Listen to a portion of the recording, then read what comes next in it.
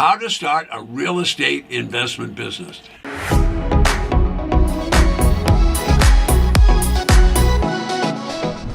I'm Ted Thomas. I've been involved in real estate for well over 30 years. Now, this is more than just one little business when you talk about real estate. So a traditional real estate, as most people know it, is homes that are being bought and sold. It's residential lots that are buildable. Sometimes it's small farms. Sometimes it's small office buildings. And you're getting the idea. Lots of brokers and real estate agents. And in most cases, everybody understands. That's what we call traditional real estate. But today we're going to talk about other parts of the real estate business. For example, there's shopping centers. There's huge developments. Some of you people call them subdivisions that are being built. And then, of course, there's the development of large office buildings in the downtown areas of many of the cities that we know about. All right, so real estate involves an awful lot of things. Now, the city and county can actually take properties, which is called public domain. By that, they can go and they can take a property, and what they can do by public domain, they can take it away from the people that are there because it's run down and not very well done, and they buy it, and then that can become what you and I know as an old neighborhood suddenly becomes a redevelopment area where they put in new stadiums, new buildings. Sometimes they put in complete subways. They completely rebuild the environment and make a new city out of it. So real estate can involve a lot of things. Now, one of the things that people forget about is how many people are involved. So we have regular real estate, what we call brokers and agents and realtors and so on. We have people at title companies, we have attorneys, all working on that. Then on the commercial side, there's groups of people that are commercial real estate brokers to lease all those new office spaces that they build. And then there's the entrepreneurs. They get involved, and what do? Well, they come up with what we call syndication, putting groups of people together, and then the REITs, a real estate investment trust. You're kind of getting the idea. And then who's going to manage all this? Well, there's lots of management companies. All right, so I'm going to talk to you about a subset of the traditional real estate business, which happens to be tax lien certificates and tax deeds. So what are we talking about today? Today we're talking about how to start a real estate investment business. Now, all the things that I've already talked about, you could certainly go into any one of those, but what we're really talking about today is for the entrepreneur and for the freelance people that want to get started and want to be in the real estate business. Now, I'm not going to spend a lot of time talking for 15 or 20 minutes about what chair you should have or what the design of your office is going to be or how you're going to handle employees or how you're going to build study systems for everybody else to understand what you know. I'm not going to talk about that. I'm going to get right into real estate, and I'm going to talk about making money. Now, I'm a deal maker, and I buy and I sell real estate, and it's not traditional real estate. It's tax liens and tax deed. So I basically show people how to make money in an unusual part of the business, and this is a perfect business for the entrepreneur or the person that wants to be a freelancer.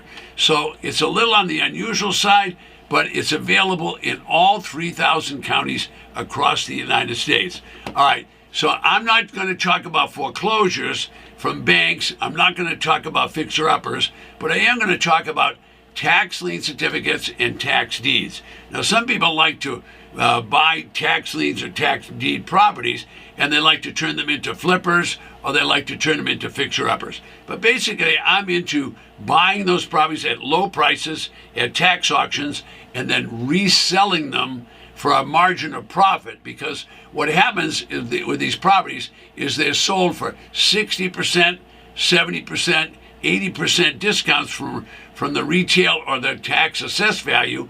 And if you can buy for 60 and 70 and 80% discounts, it's going to leave you a lot of margin. So buy it at the low price and then resell it. Most people start out with a business plan. Now, the internet is absolutely loaded. It's overwhelmed with templates on how to start things. All right, now, if you look at startups, you're going to see that these templates are something that you're going to read, and there's a lot of details. Some of them are 10 pages, 50 pages, 100 pages. So you'll find the internet's loaded with those. The challenge is you need to go into those business plans and really look at them. I mean, by that is, who wrote the business plan? Was it a professor over here in college, or someone that was a writer, or someone that thinks they're a professional, or was it written by someone that had experience? Now, experience is the only thing I really care about. I don't want to take my advice, and you shouldn't take your advice from people that don't have experience at what you really want to do. All right, so the written words can take up page after page after page. Sometimes they take a page to write about the insurance. They take another page to write what the office should be designed about. They take another page to what chair you should have in your office. Folks, that's not business planning. Business planning is how you're going to get revenue, how you're going to sell it, and how you're going to make money. Now, I know that's a condensation that the professor doesn't like and the people that are writing don't like, but folks, let's talk business. That's what I'm in. I'm in the business of making money. So let's talk revenue. Now, business plans, 95% of all the templated business plans will not discuss revenue. Why? Because those people are writers or professors. They're not business people. But revenue is your number one priority. Now, don't listen to me. Listen to the Small Business Administration. What are they going to say? They're going to tell you that 80% of all businesses will fail in the first 5 years. And the ones that are left over, the surviving 20%, those businesses, another 80% of those will fail in the next 5 years.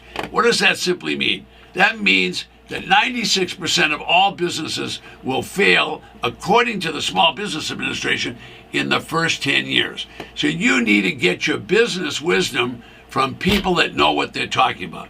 So let me give you a little bit of wisdom from someone that's been creating cash flow and revenue for 30 years. 90% of the business plans won't have anything about what I'm going to talk about now.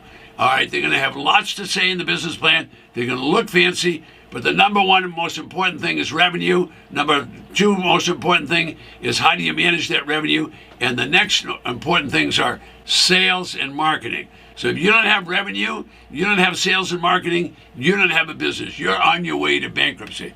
So I'm going to give you a little idea about the business that I'm in, and you can get in it.